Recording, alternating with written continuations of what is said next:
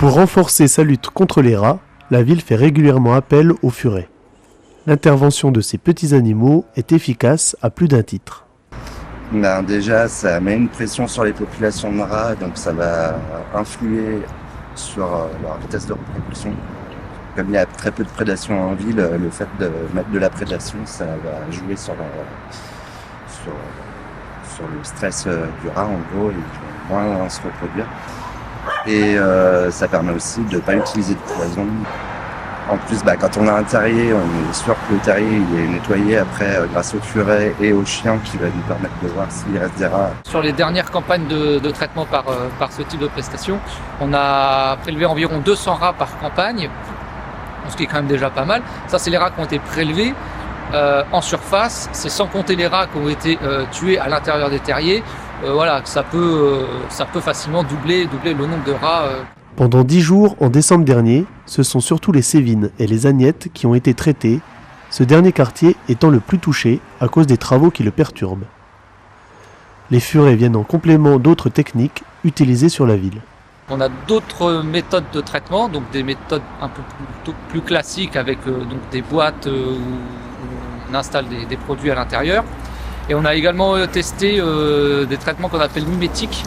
C'est-à-dire que c'est des sortes de grosses boîtes où le rat va monter et il va être piégé à l'intérieur de la boîte. En complément de ces méthodes, chacun peut agir à son niveau.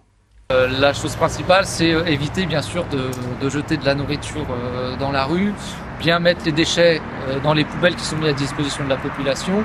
Le moindre déchet, le rat va le consommer, va le manger. Donc aussi par exemple, on balance de la nourriture à proximité, notamment de tout ce qui est espace vert. En fait, il aura la nourriture à proximité, il aura entre guillemets sa maison à proximité, donc ce qui fait que du coup il aura tout pour s'installer et du coup proliférer à cet endroit-là.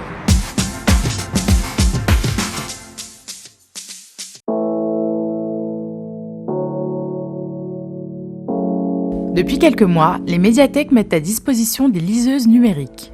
12 appareils sont ainsi accessibles à Rabelais, 3 au Luth et 3 au Grésillon. La liseuse, c'est un matériel électronique et informatique qui permet en fait d'accéder à des livres qui sont numérisés ou écrits directement en version informatique. Et c'est un appareil qui est en ce qu'on appelle l'encre numérique. En fait, c'est pas le même écran qu'un smartphone, une tablette. C'est un écran qui ressemble plus au papier et qui permet en fait de pas fatiguer les yeux. Nous, on les prête avec 25 livres numériques qui sont libres de droit.